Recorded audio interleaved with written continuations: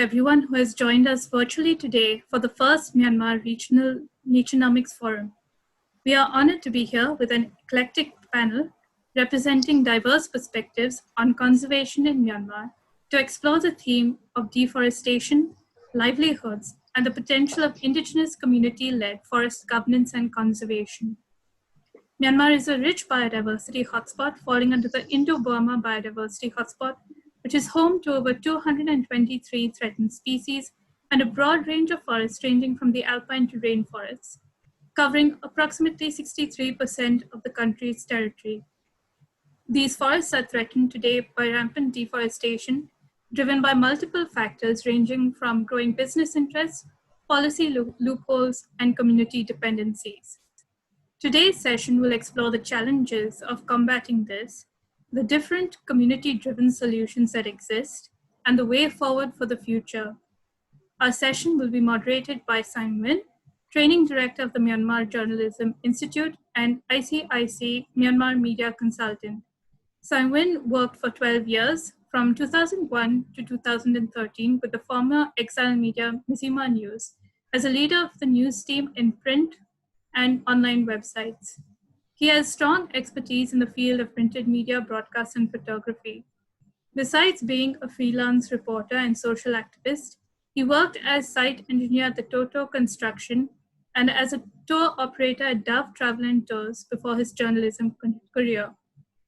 Sein continues to work as a freelance journalist and mentors several journalists in Myanmar, especially reporting on social issues. He is joined by Mymo, the chairman of Alarm, a local NGO working on conservation and related policy issues in Myanmar, and is senior advisor to EcoDev. He is a development practitioner with over 30 years working experiences extensively in environmental conservation and rural development, and has consulted with UNESCAP, the United Nations Development Programme, the United Nations Food and Agriculture Organization, and the Asian Development Bank. He has been involved extensively in policy development in Myanmar regarding climate change action, biodiversity strategy, environmental assessment, and frameworks for rural poverty alleviation. He advocates ardently on a range of issues regarding secure land tenure, civic empowerment in environmental governance, renewable energy, megadams, and green finance. Ngwe Lwin is Country Program Head for Fauna Flora International Myanmar. He previously headed its northern programs, where he spearheaded several initiatives in biodiversity protection in the region, including preserving habitats for the Hulok gibbon and the Myanmar snub-nosed monkey. And also, he is involved with driving alternate livelihoods in agroforestry and community forestry for communities. He is a member of the Southeast Asia/Indochina section of the Primate Specialist Group of the IUCN and is part of Myanmar's Red List Assessment Team. He has more than 10 years of experience in protected area management, buffer zone development, community development, conservation awareness, ecosystem management, ecotourism development, and wildlife conservation. Gaurav Gupta leads WWF's conservation program in the Dawna Tenasserim landscape in Myanmar. He is responsible for building strategic alliances and delivering conservation outcomes in partnership with the private sector, civil society organizations, and the Myanmar government in order to protect the unique biodiversity of this landscape. Prior to joining WWF in 2015, Gaurav worked with a number of organizations, including the World Economic Forum, UNIS Social Business, the America-India Foundation, and Barclays Investment Bank. We welcome each one of you. May I now request our moderator for the session, Sein, to open the session. Thank you. Good afternoon, everyone.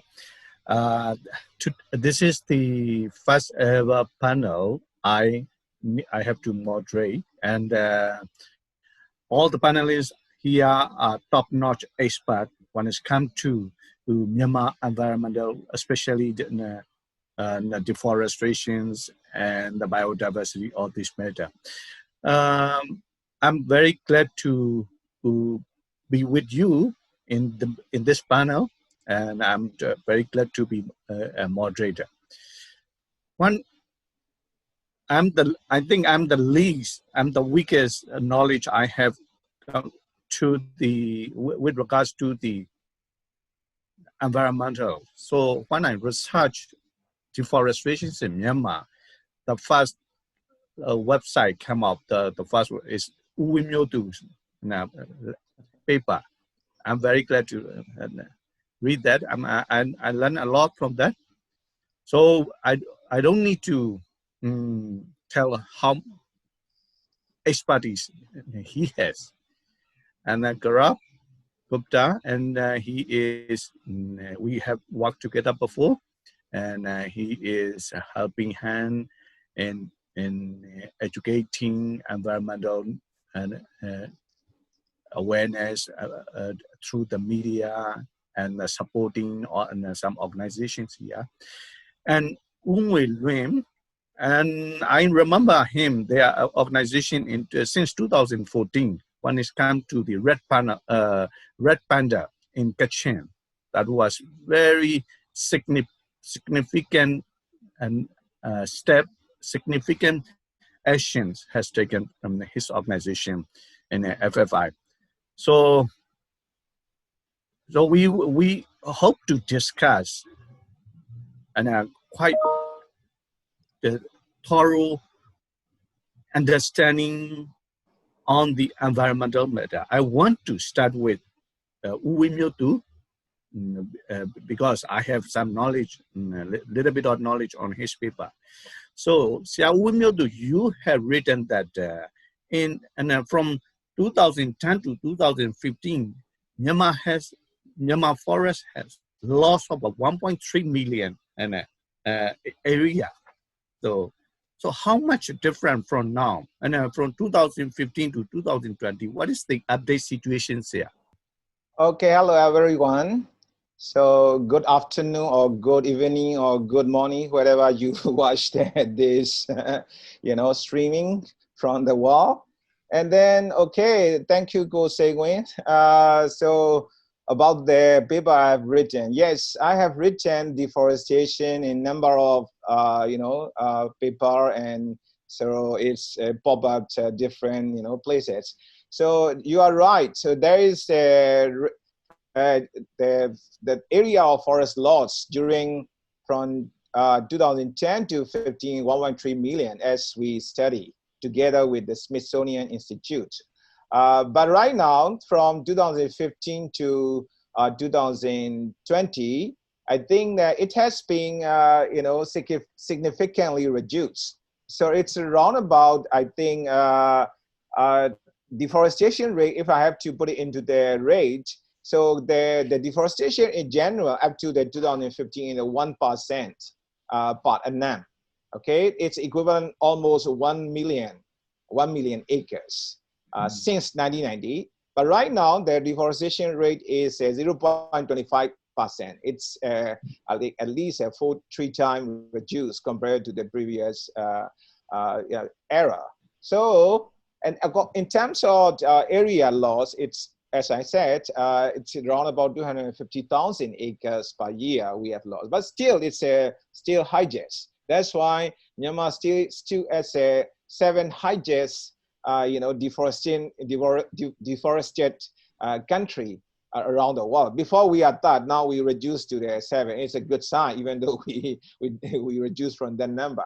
But the interesting story is when we talk about deforestation, we really have to compare before 90 situation and after 1990 situation. So before 90, because the first time in Myanmar, the systematic monitoring on the forest cover started in 1975 using the Landsat satellite information. At the time, we monitored the forest cover. At the time, the forest cover is slightly, 62%, at the time. But when it was in 1990, when measured again, so the forest cover remained 59%.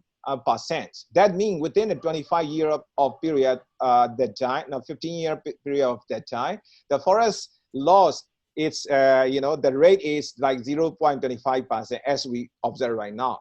since 1990, the forest deforestation rate has been, tremendously jumped, to the 1%. So around about 1 million acres annually we lost. That is how we find consistently within last 20 years ago. Okay, so apart from deforestation, it's also important to discuss about the degradations, because when we said the deforestation, we always refer to the loss of forest area.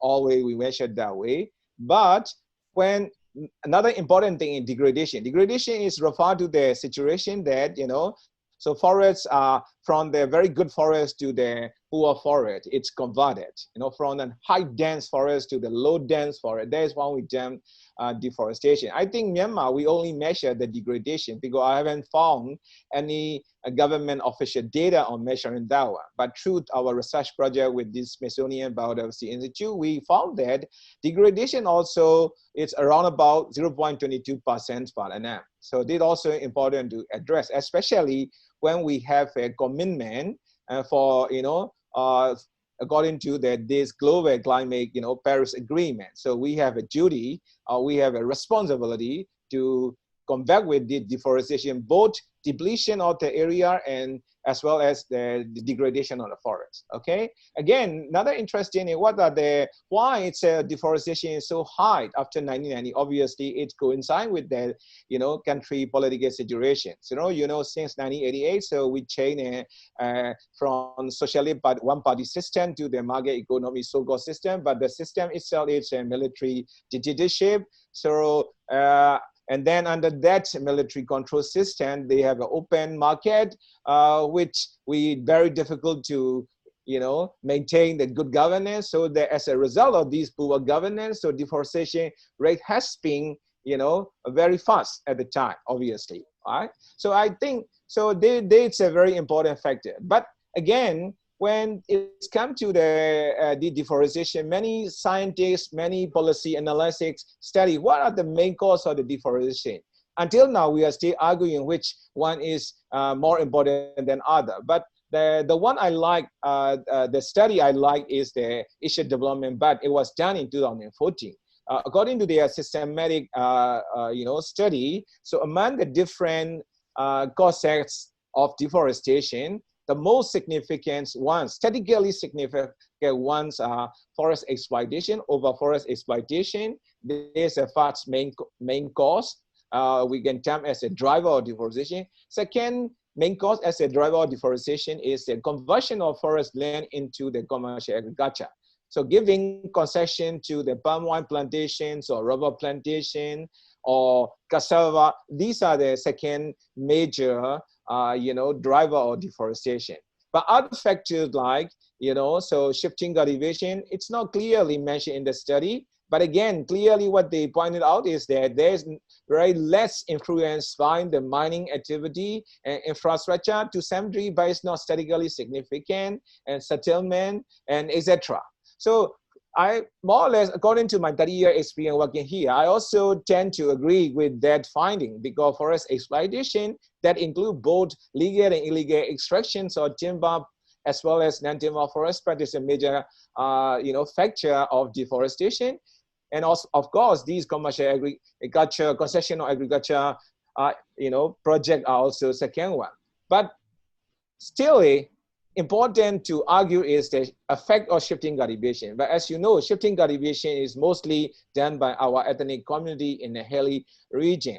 And then there is a two group of people arguing because of shifting cultivation. There is a negative impact on the deforestation. There is a one group argue. But on the other hand, another social scientists, anthropologists, and some ecologists say no, because shifting cultivation does not contribute to the deforestation. So these are globally debate, arguing each other. But in that ADB study, it doesn't mention very clearly. But when we look at to the government paper on the deforestation, of course, they still consider shifting cultivation as one of the major, factor in deforestation. To my knowledge, there is a selective, not all, selectively shifting cultivation might have a negative impact on deforestation? And we will come up with the more details in the second round. And, okay, I just almost finished. Yeah. So according to my observations, but shifting cultivation still has to study more, but less degree of deforestation. That is how I want to, conclude so far, for the deforestation. Thank you, Sia. And especially you discuss about the major factors of the deforestation. That links to the, I think, economic development. I want to ask to Gaurav and on that portion. Gaurav, in terms of economic and development point of view, what are the biggest threat and to forests in Myanmar? So what do you think, and so how should we do that? Thank you, Sir Sein. And first, I would like to thank Balipara Foundation to invite WWF to speak at this panel. So, Sir Sein, as also Sia Winmyotu also highlighted some of these drivers. So, in for example, the landscape that I work in, Dawna Tenasserim landscape, in terms of the economic drivers, the two critical economic drivers are unplanned infrastructure development and unplanned agricultural expansion. So perhaps I can go through these drivers one by one. But there are also a number of other economic drivers, but these two are the dominant ones. So in terms of the agricultural development, so for example, in the southern Myanmar, in Tanintai region, over 2.5 million acres of oil palm and rubber concession were handed out to the companies. And there are similar situations in other parts of Myanmar. For example, now banana plantation in Kachin, rubber and maize plantations in Shan and Cayenne. Although maize is more smallholder driven. But in that sense, there has been a lot of these concessions that have been handed over, and many of these concessions were handed over in what is classified as high conservation value areas, or HCV. So HCV is the standard term that we use to define forest. So forest is not just where you have trees. Forests, for example, you have savanna landscape in Africa. They are grasslands. There are very few trees, but they are very important in terms of ecological processes. So in these high conservation value areas, a lot of concessions were given, and as a result of that, they not just drove habitat loss, but also they fueled the armed conflict as well as interethnic conflicts. And the fundamental challenge here is that in Myanmar, there are a lot of these high conservation value areas across the country that are classified as either the VFV land, vacant fallow and virgin land, or they are classified as forest reserve. And none of these classifications have the objective of conserving the forests, nor they have the objective of having conservation as an outcome. And to reclassify these areas into an area which provides some sort of formal conservation, we don't have all the legal instruments available at the moment that fit with the local Myanmar context in terms of different ethnic groups, in terms of indigenous communities. So the process is evolving, but we are still not there in that stage. So these are, in terms of agriculture, that's really the main driver. So in terms of infrastructure, there are two aspects. One is infrastructure as a driver. In that sense, if we build a road, then the amount of forest that is cleared in the construction process is not relatively high. But what's the problem with the infrastructure, for example, the road development, is that it provides access. It provides access to the logging companies. It provides access to agriculture development, both logging, legal logging and illegal logging, right? So infrastructure development itself is not bad, right? Infrastructure, we need infrastructure. We need infrastructure for the communities to sell their products to the market. But the problem is that when the infrastructure is planned badly, that's what it really kills the landscape. And I will take the example from for example, from Brazil, where 95% of the deforestation happens within the 5-kilometer distance of the road. And there are some reports that have been done by, I think it was ADB or some other multilateral investment bank, which estimated that 75% of the infrastructure that we will see by 2050 does not exist today in Asia. So that's a lot of infrastructure, right?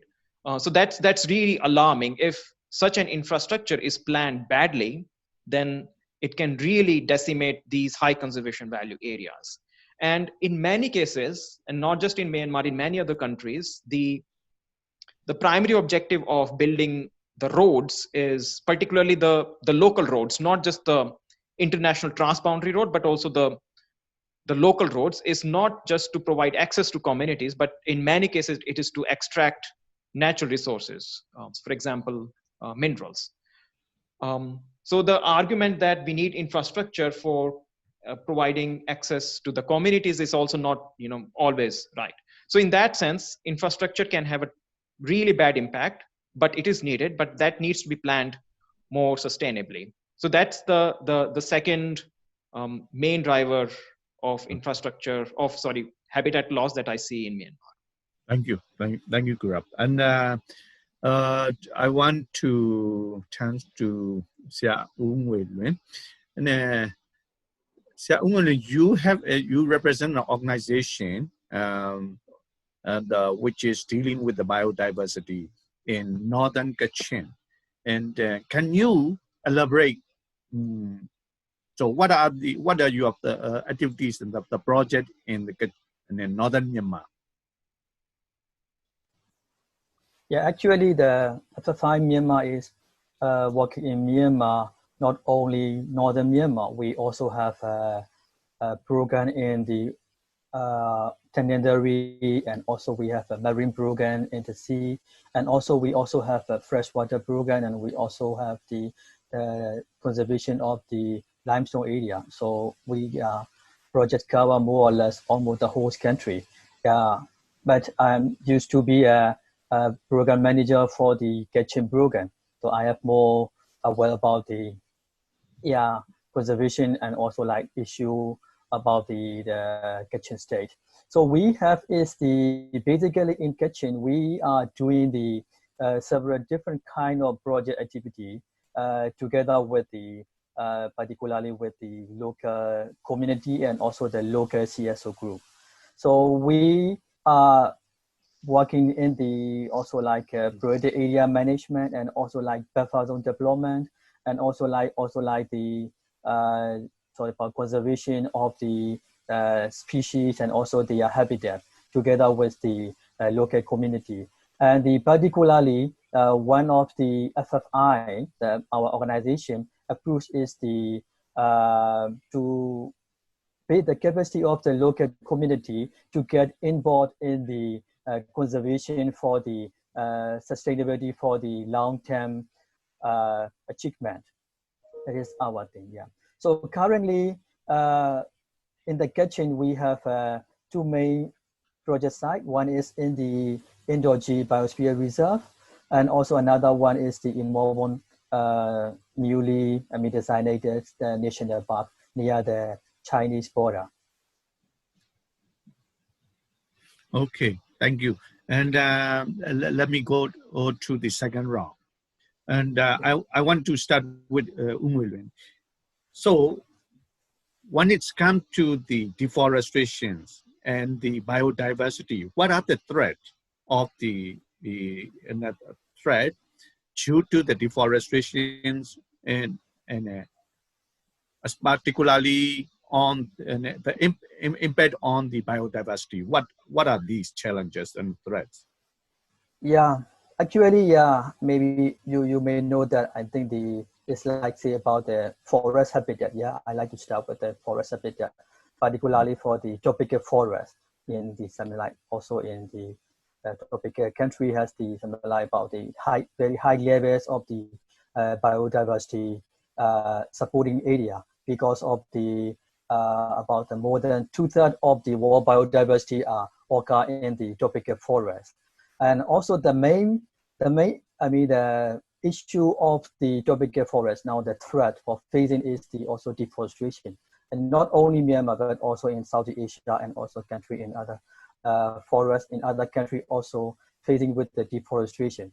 So what is we call is like also threats to the biodiversity. So what can be happen is the deforestation to the biodiversity. So basically we can say this about three different parts. One is we call it is like, maybe I use the word deforestation. That's make to the loss of the whole habitat. For example, like one community and then someone clear the whole forest. So the habitat of the wildlife is lost. So they have no place to stay, and also there's no food to eat. So that can make very quickly for the extinction of the species. And another is like forest degradation. It's like also we need to mention, it's some part of the forest that's degraded. So forest degradation also make the habitat degradation for the wildlife species. So that make the security of the food, and also like the only few places of fruit tree, and also like maybe the scale of the something like, or the shelter for the animals. And also that also make an effect for their reproductive the rate. So that can also make it the species population declining year by year. That's because of the no enough food. And another one is the fragmentation. So because of the forest, what make by something like about through the shifting cultivation between the forest, or the new road building, or maybe the new villages or city, make the forest fragmentation. So the species are facing with we call it the habitat fragmentation. So that make the reduce the range of the animals, and also they cannot move too much for foraging their food or for the mating, and also so like a wildlife is only like stay in the very small area, and also that can also make the population decline. Another thing is that can make it like the genetic diversity reduction. So this kind of the issue are facing with for the biodiversity when all the forests are deforestation or like a degradation happening. Thank you. And I want to go to Wimyotu. And you have mentioned in previous round that about the policy matter, and a little bit of the policy matter, and also Gupta has said on the policy matter. But in this round, I want you to elaborate more on the policy. What is the major policy gap? So between the forest and the people, and how we can mitigate to reduce the tension. Okay, as far as sustainable forest management is concerned, so globally we recognize the importance of people participation in forest management. If you do not have a proper law, or good governance, then definitely your forest management cannot yield a very good result. So that is what we have known by global experience. So in Myanmar, at least I want to mention at least a 4 policy gap that need to be pay attention if we want to improve our forest management. The first gap is that's a lack of policy focus. In 1995, so Forest Department has formulated the forest policy. And we call it National Forest Policy. If you look at that forest policy, even they did not highlight the deforestation as a policy issue. So every policymaker know when you develop the policy document, first thing you start with what are the priority issue you have to address. You won't find that kind of policy focus in existing national forest policy. Okay, of course, at the time, military governments, and they don't want to hear any bitter words, so that they hide maybe that deforestation word in the policy. We can understand, but until now, because calculating since 1995, it has been almost 25 years, right? So this forest policy is still active, never updated, but even in that 1995 policy, it said that every 10 years we have to review this policy and, change it according to the, need. But we haven't done it for 25 years. So that's clearly show that those professionals working for that forest management are not fully paying attention to what they have written themselves in 1995. So once you have that lack of focus, other thing you formulate as a means to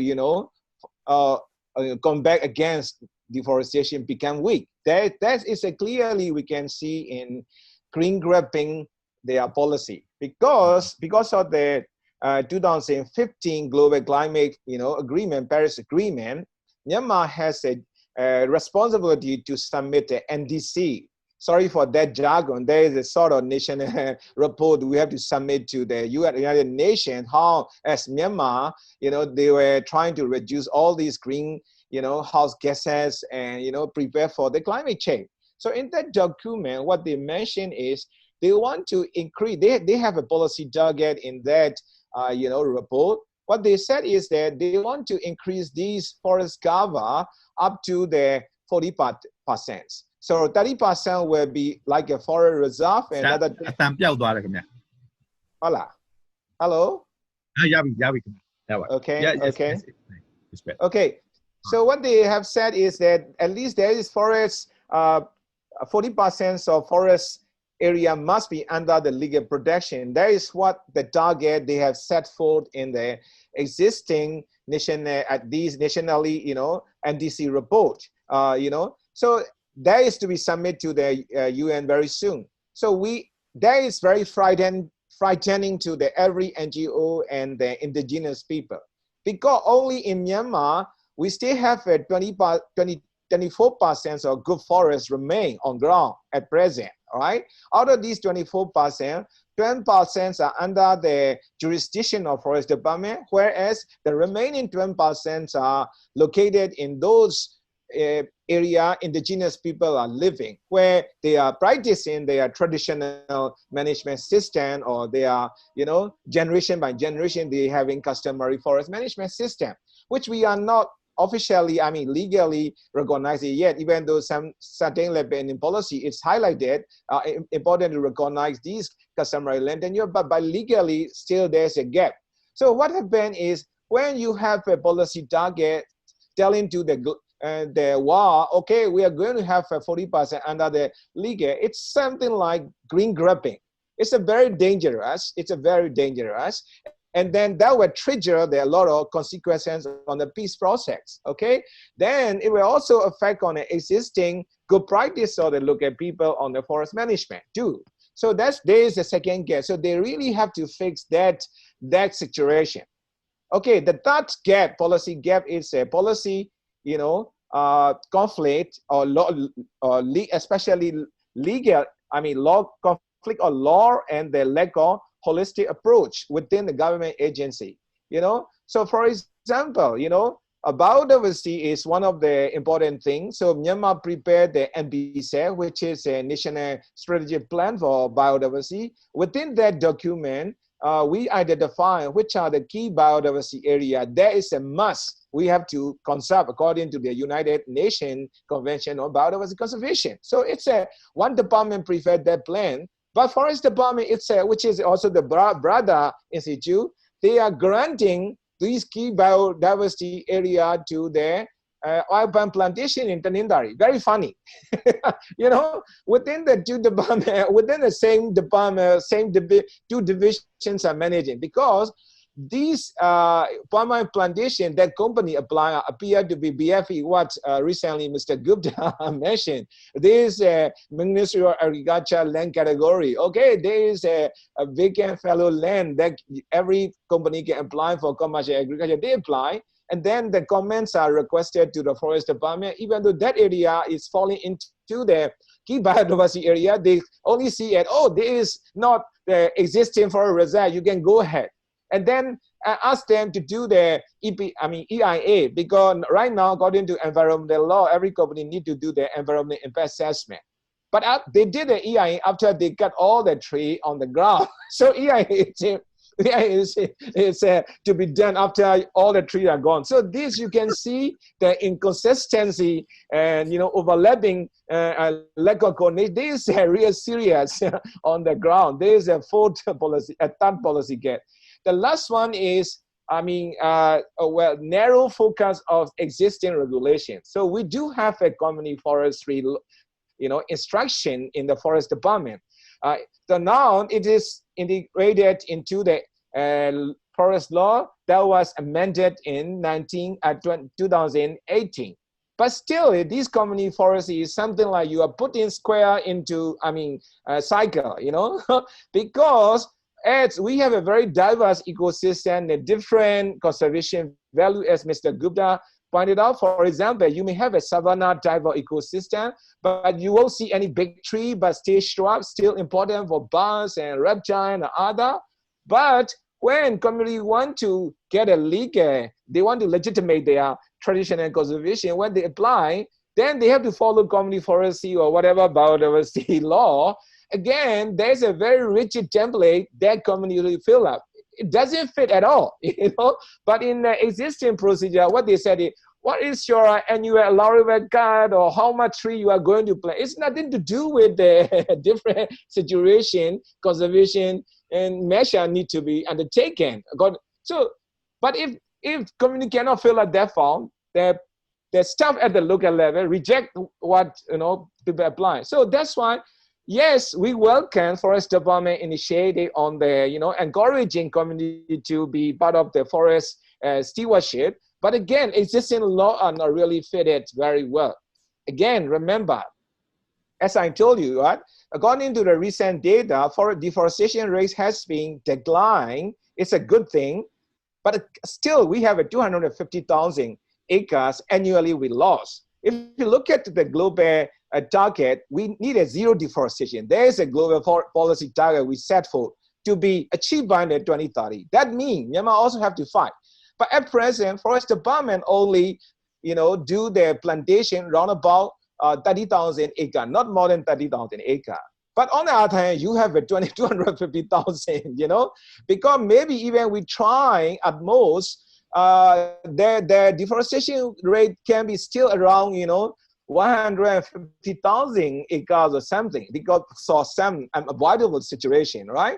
That means to be a zero deforestation, you have to offset with the reforestation. That means we have to increase the forest plantation, or we have to encourage community initiative on forest conservation. For that, existing legal instruments are not yet in place. Because for me, reforestation needs to be high. At least annually, we have to do at least 150,000 to 200,000 acres per year.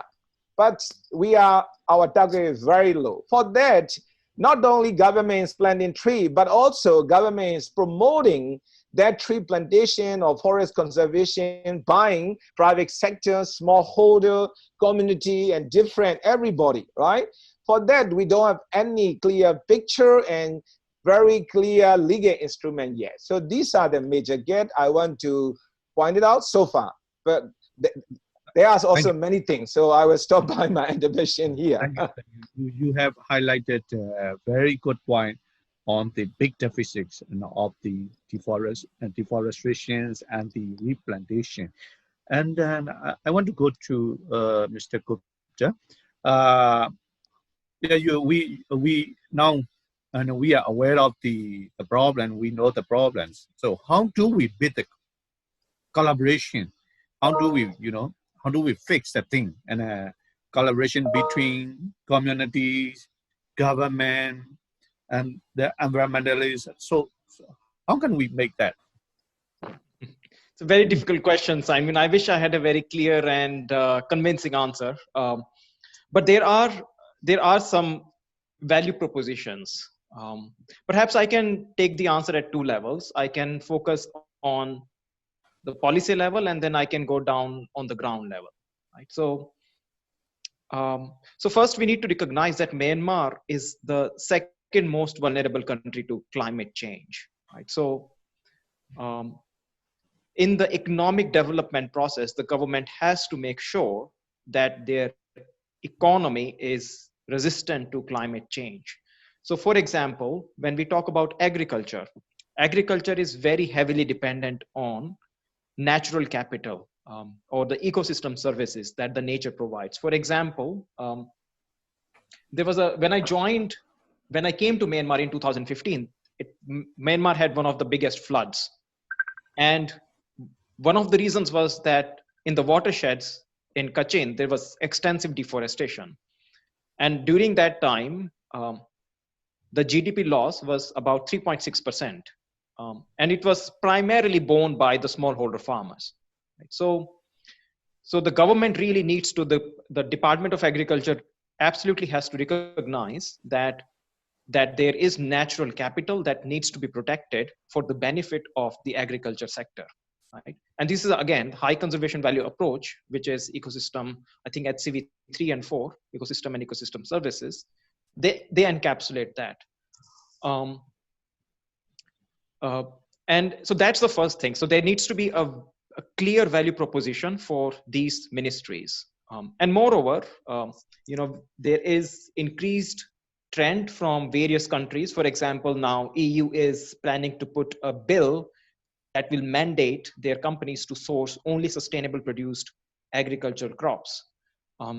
China is still a bit behind, but it is still looking towards it. For example, they signed what is called China Meat Declaration, which is to contain the loss of habitat in Amazon because of the expansion of soy. So there is a strong market drive to source sustainably produced agriculture. So that is another value proposition for the Ministry of Agriculture, particularly since they have an ambition to be an agricultural exporting country. You look at the national export strategy, it's very heavily dependent, it's very heavily focused on agriculture products.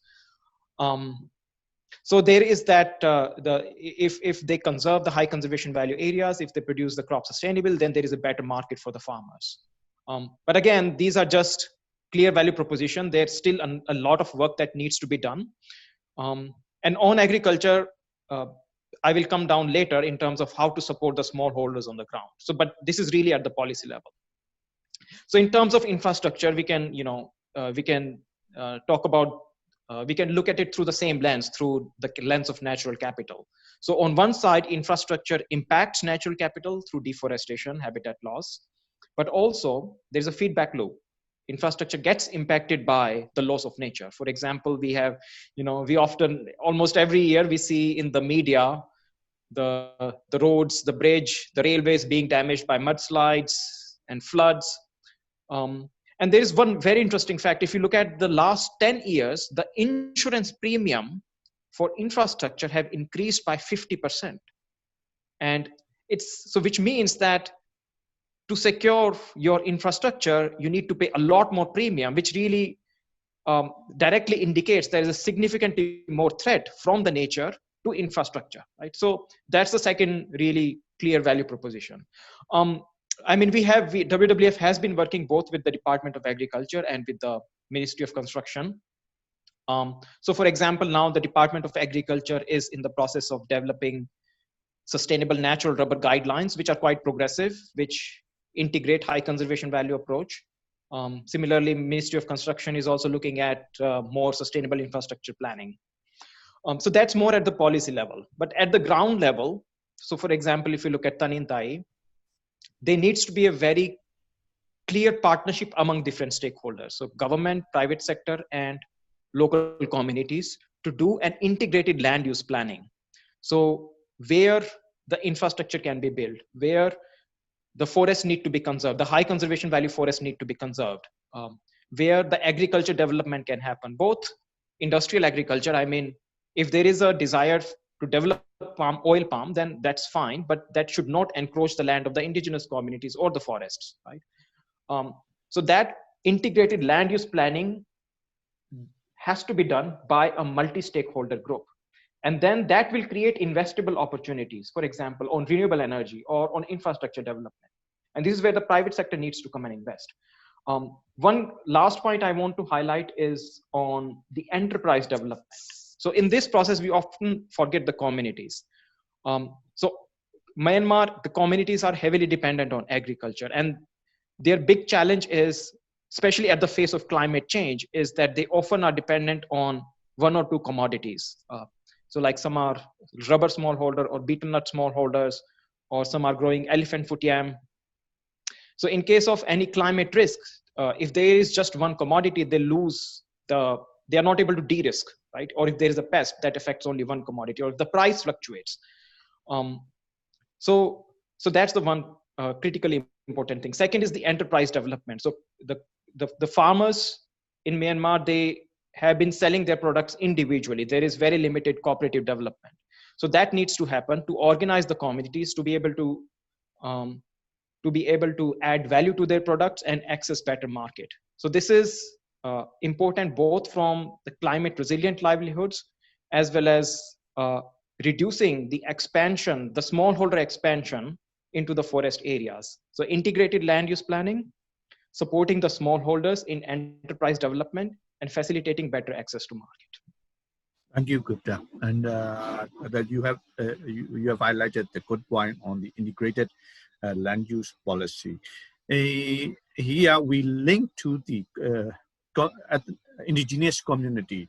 So my question, my last question, wants to go to Ngwe Lwin, and because your project very much deep down onto the indigenous community. So how can the indigenous community, if their practice can help to for the sustainability of the forest?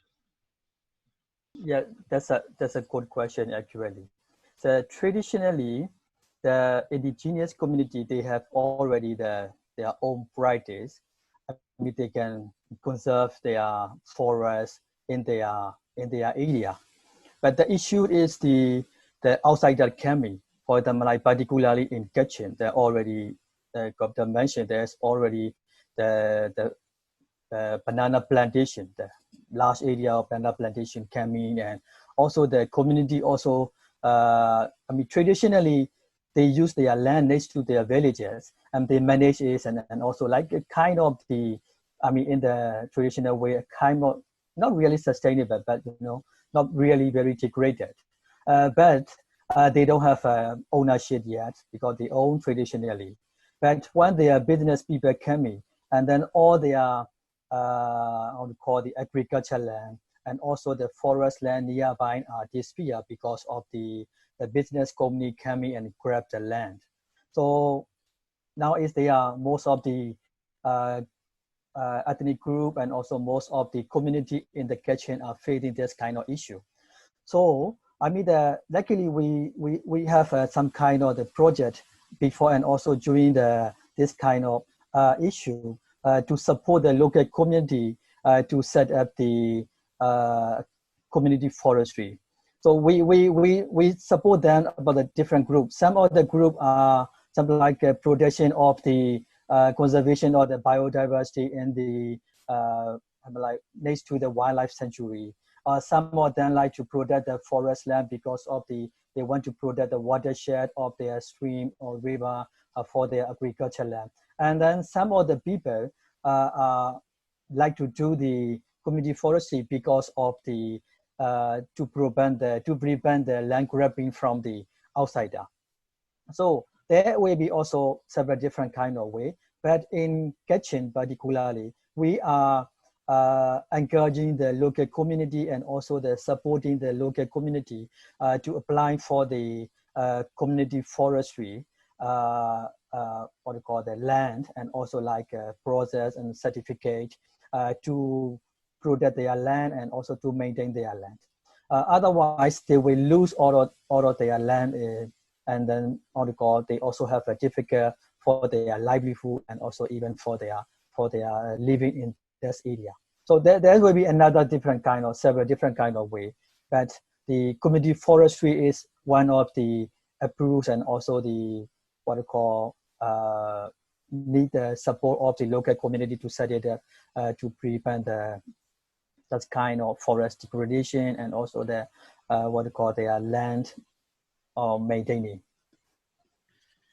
Okay, thank you. And Yeah. Xiao Wimildu, and I want to ask you that what is the current policy and policy management when it comes to the community forest forest management with regards to the community? Because the current they have a I think project which is also communities are managing, but is that really fruitful? So all the just well, it's yes and no. It's a fatigue. It's not a fatigue. It depends on how you implement it.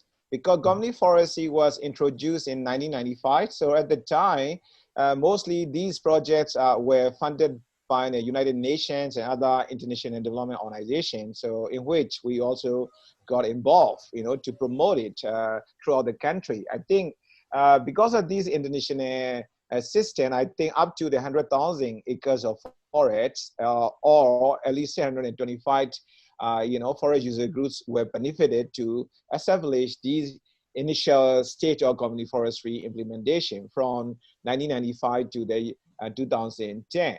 Then we did an evaluation. We did a systematic evaluation with some international research organization. And we're trying to evaluate two aspects. One is whether community forestry, promoting community forestry, whether we can improve the forest condition, forest ecosystem. And second, whether it impacts on the poverty reduction or at least the livelihood. So according to our research, even though some of these community forests we evaluated are less active after the project phase out, but still they are improving forest ecosystem. So in that way, we're happy. Okay, even lesser degree of technical support or administrative support, community continue to manage these forests according to their collective vision, so that forest condition can be improved. Again, when we look at to the livelihood improvement, we found that those vulnerable households within community, like landless people or the widow or some women group, they are still benefiting from these community forests because they get a firewood or they get a fodder and they get a some non-timber forest product like bamboo shoots or other edible vegetable and fruit, so that's really helpful for their subsistence. So for that research, we really advocate to Forest Department to speed it up the implementation of community forestry. So Forest Department did it, according to all the NGO, push on a community forestry. Because at the time, after 2010, political landscape also a little bit changed and more freedom of, movement, expression, democratic practice is done. So community forestry is really encouraged since previous government. Again, at the time, they're trying to, instead of implementing quality implementation, it became the target conscious, target a conscious approach. So every year we must have 100,000 acres. Again, it requires a lot of effort because there's many variables why community forestry is successful. For example, you need a very good social cohesion, you need a very good leadership, you need a favorable, ecological setting. So there is number of variables, right? So again, but as I said earlier, but what Forest Department has said, they have only one size fit for all procedure. Because on the ground, different social group, different environment, different approach required. But when they have a very poorly designed these policy instrument, it's just ticking the box, okay, to achieve the target, rather than really mobilizing social capital and natural resource capital. That's why the result is vary from one to another. So there is a fundamental flaw in implementing community forestry. Again, they also abuse of the community forestry. For example, in Mymo or Kalor, these are the resource township, resort town where, you know, the land price has been there really high. But for example, in Mymo, Kandoji, Kandoji Garden is one of the forest reserve. When the trees are gone, many people, rich people, applying that land as a community forest. But community forestry is nothing to do with real estate. But those real estate, developer, they are using community forestry to develop, So these are questions of how it is governed, how forest bureaucracy are really good, to control those undesirable, effects. So this is why we are very cautious without having, further improvement of forest government, expediting this community forestry is very dangerous. That's why we are calling for two things. One is we really need to improve these legal instruments to, accommodate different types of these, ethnic group, indigenous practices. Not by the lens of forest bureaucrat, by the experience of the local community, how that can be, get together, for that's a one. Second, it's a mechanism, because the key is a participatory forestry. Without giving the platform, no one can come and meet in that place, right? You really have to construct these platforms, and then you need a mechanism. People can exchange, people can evaluate, but these mechanisms are also at present, lacking. So these are two priorities we are advocating to any political party, that need to be addressed in the upcoming political election. If they do not do that, I'm not going to vote to them. That's very clear. So are you going to vote? Most likely not. Unfortunately. Thank you. And I wish we could have more time, and at least to me, and it's well, giving imports, and a lot of imports I have learned from your panel, and thank you so much. Let me wrap up some. I missed stops in some fact, but I think I wrote down some key factor. Started with the Wimyotu, and he stressed on the laws and good governance, highlighted on the dangerous green grabbing, which is very common in this country, and also lack of policy focus. And even though we have the law since 1995, but it didn't work out, and the policy conflict and the physics between the deforestations and replantation. And from Ngwe Lwin, and I have learned a lot on the community, indigenous, and what can indigenous help for the forest and sustainability.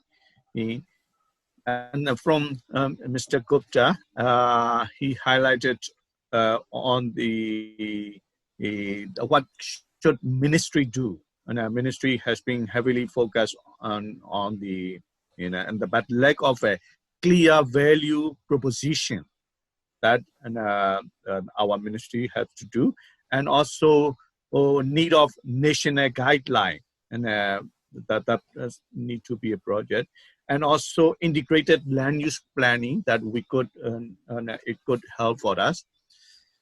So there are quite a lot of the import, and if we could have more time, I think, and it will be very beneficiary to the public if we can publish this information, and very good to our audience, or the very good to the Myanmar people. I think we have a lot of challenges and long road to go, but I think it is we have done some.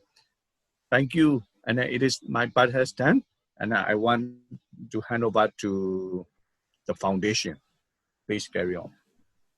Thank you everyone for joining us. Thank you for taking the time out. Thank you, Sein, for moderating and posing those excellent questions. And Thank you to Mymo, Gaurav, Gupta, and Ngwe Lwin for joining us. I think there have been a lot of interesting insights on what needs to be done in collaboration with communities, but also with broader stakeholders from business and also on the policy level especially.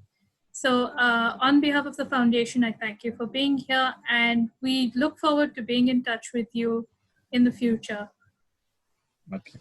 Okay. Namaste. Thank you. Thank you. Thank you very much. Thank Have you a very good much. evening, everyone. Hello. Thank you for the invitation to speak to you today. My name is Graeme Prescott. I'm a postdoc at the University of Bern, and I'm going to talk to you about some work I did in Myanmar when I was based at the National University of Singapore in Ted Webb's group, working with WCS Myanmar and the Forest Research Institute, which is part of the Forest Department in Myanmar. I was excited about this project because it's one where we took an interdisciplinary approach, looking at both ecological, political, and economic approaches to understanding the drivers of deforestation and what we can do about it. We specifically focused on gold mining. This is a major environmental and economic issue worldwide. Artisanal and small-scale gold mining is a major livelihood source in the global south, but it comes with huge environmental and health impacts. And I'm going to talk to you about the context of artisanal and small-scale gold mining in Myanmar and how livelihood approaches, how it fits in with other livelihoods, and what livelihood and other approaches to curbing it can do or cannot do. So yeah, so it's about how livelihood and enforcement approaches fail to curb illegal mining. I'm going to start off by saying that this was only possible with a large collaboration across Singapore and Myanmar, NGO, government, and university. And obviously, I thank all my partners and collaborators for being part of this. Why did we focus on mining? So this project kicked off with an interdisciplinary workshop to identify the top 40 issues likely to affect forests in Myanmar over the next, of the 10 years after the 2016 transition of power. And we focused on this one, that mining increases exploitation of forests in particular, because when we spoke to local policymakers in northern Myanmar and our NGO partners, gold mining emerged as the major issue they wanted to tackle. So hiding it with my video slightly, but you can see that so this is located in northern Myanmar, so not far from Assam, not far from the Indian border. And this is an area that still has a lot of key biodiversity areas in northern Myanmar. It's one of the largest remaining blocks of lowland lowland and montane contiguous forests in mainland Southeast Asia. So it's really important for biodiversity. As you can see in the next graph, in 1996, there wasn't so much mining, about 12 square kilometers. 20 years later, there'd been a huge increase in the amount of gold mining. So you can see here along the tributaries, especially of the Uru and Chinwin rivers. Some of this happened in legal mining concessions, but a lot of it happened outside of that. So this was what we call the informal sector, which is people mining without legal permits to do so. And understanding the spread of informal mining was a major policy issue we wanted to tackle. This is what mining looks like on the ground. So as you can see, this is a total devastation of the local environment that takes a long time to recover from. We started by identifying NGOs and government officials to identify current approaches. So these were broadly either through law enforcement or what I'll concentrate on today, this idea that, well, gold mining is really, there's a sort of popular idea that, okay, well, gold mining is an important income, it's very destructive. So if we give people extra farmland, or so for instance, there are suggestions of bamboo plantation or just giving people extra land, then that would somehow give people something else to do instead of gold mining. But to understand whether that's going to work or not, you need to know how livelihoods are currently balanced. So we did livelihood interviews to understand the economics of gold mining, and then we also use that to estimate the cost of enforcement, which I'll talk about a bit later. Broadly, we found that the mining communities could be split into two groups. So the local, so the traditional ethnic group that's long-term residents there are from the Sein ethnic minority, and they traditionally practice rice farming. And according to our livelihoods interview, according to surveys, they said, fundamentally we'll stay here as long as we can. We don't want to migrate, but gold mining provides extra economic opportunities.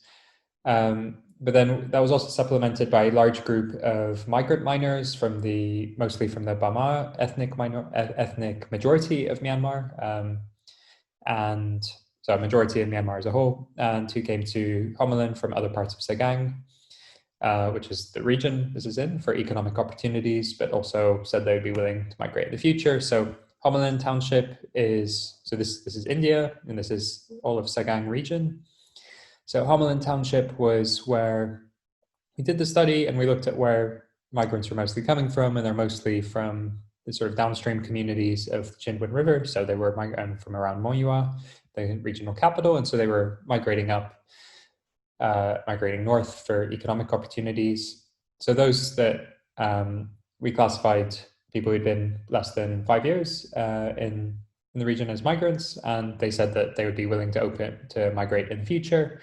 Whereas those who were long-term residents, either born there or had lived there for a long time, said that fundamentally, no, they didn't want to ever leave.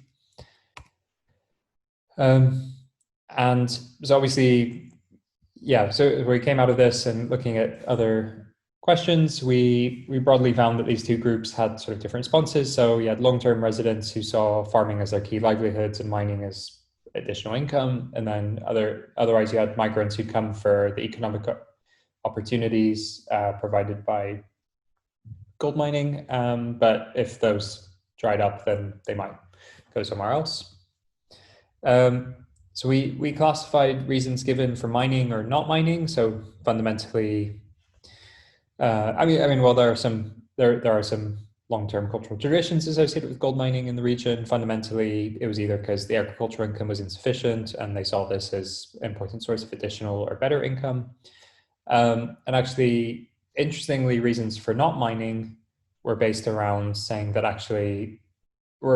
financial constraints. So this sounds a bit weird because people are saying they're mining because they don't have enough money, but then they're saying they're not mining because they also don't have enough money. So the key thing we found is that actually there are quite a lot of startup costs involved in mining. So you need to, if you want to set up your own mining operation, you need to buy equipment, you need to pay people. As we see later, you probably need to pay off the police when they come to visit. So actually, what we sort of find from this is that actually, no one or very few people are saying, I don't want to mine because I don't like the idea of mining, but rather either they're just physically incapable because they're too old or they don't have enough manpower to do it. Or they just don't have the startup costs. So this kind of is already telling us that if you gave people extra money to supplement, to try and dissuade them from mining, you might actually further enable mining. We also found that actually, so we had done this stratified survey. So we had identified people who were as farmers and identified people as informal miners. In practice, this overlaps a lot. So this graph looks a bit complicated, but what it's saying is on the y-axis, it's what percentage of their income comes from agriculture. So someone here, as you can see here, these are people who have a purely agricultural income. And then someone here, so on the x-axis, it's percentage income from mining. So people saying, okay, well, this is people who are getting 100% of their household income from mining. As you can see, a lot of people are balancing on this dotted line, a lot of respondents were already balancing mining and farming, and also with and other livelihoods as well. So for instance, working as a driver, working in a restaurant, owning a hotel. So what we found is that actually the reason for this was that you could do farming. It's important to do farming before and after the monsoon season. So in the kind of May to October period, and during that period, mining is often difficult because the mining pits can be flooded. And if respondents have additional income opportunities, and So basically, this already tells us that, and meanwhile, people can do mining in the drier season. So what this is telling us is that actually it's quite easy to do both mining and farming. So if you gave additional agricultural-based livelihood incomes, they would be able to split their labor according to different times of the year. And also, if they had more money to do it, then they might be able to pay up the starting cost or hire other people to do mining. So that's, and then we also looked briefly, so we sort of found from that livelihood choices were, alternative livelihoods as currently planned were unlikely to succeed. So what else can we do? So the other kind of main approach was enforcement. So this was sort of local police coming. And what we found is that basically, on average, people said that, I mean, depends who we asked and where we asked it, but either inspectors were never visiting, or they were coming about once a month. And when they come, there's usually basically the miners run away for between 6 and 10 days. And what happens then is that basically, and the enforcement team sometimes confiscates equipment, often doesn't have the resources to take away or destroy equipment. So they come, there's a big fanfare, people run away. But what we found is that actually mining is so profitable that even if, mining is so profitable that even if the inspecting authorities confiscated the equipment every month, it would actually still be economically worthwhile to just buy new equipment, because you can recoup the costs in about a week. So, so it's just, mining is just incredibly profitable in that context. So it's really economically rational to do that. And so even if enforcement was working really well and there were no governance issues, essentially you would need a constant enforcement presence. So you need a huge investment in resources to sort of enforce the whole area constantly. And that's just not feasible. On top of that, we also found a lot of evidence of corruption. So people were, for instance, said that they paid local village authorities to tell them when the police were coming, and then local village authorities would then apparently pay the police off. So there are some governance issues involving effective enforcement. And yeah, so it's just in that governance context, and given the sort of scope of the mining issue, broad scale enforcement is not a problem. So probably the next research frontier is this idea of formalization, which is kind of accepting that a lot of mining is going to happen. Obviously, there has to be some enforcement. There has to be some enforcement somewhere, and but what we suggest is that actually maybe we should concentrate enforcement, which will be very expensive and difficult, in the most environmentally sensitive areas. But meanwhile, there are large areas of land that have already been opened up for mining. And currently we have an issue where you have, for instance, old mining concessions that were assigned for companies, and then they've been closed, and they're nominally supposed to restore it, but they're planting seedlings that are not going to survive. And then when informal miners come, they're chased away by the police. So that's actually what we suggest, is that we could say, well, there are some areas that are probably quite suitable environmentally and economically for communities to get the extra income source from mining. And what we suggest is that we could then say, okay, well, this is an opportunity to bring communities into better legal and environmental practices. This is a big global policy discussion. There's a Minamata Convention that most of the world's countries have signed up for, which seeks to reduce mercury usage, since this informal artisanal gold mining sector is the world's largest contributor of mercury. All the countries that have significant ASGM sectors and that are signed up to it are required to set up these formalization processes. So this is the next policy frontier in global formalization. So providing alternative livelihoods doesn't work because they become additional livelihoods. Enforcement cannot work at a huge geographic scale. So some sort of compromise solution where you accept that some gold mining is going to happen, but try to make sure it happens in the least environmentally destructive way possible, seems to be, and then concentrating enforcement on the most environmentally sensitive areas seems to be, I would argue, is the most promising approach to look into in the future. So I'm around for any questions, and I would love to hear your ideas on what to research next, and happy to answer any questions. Thank you very much.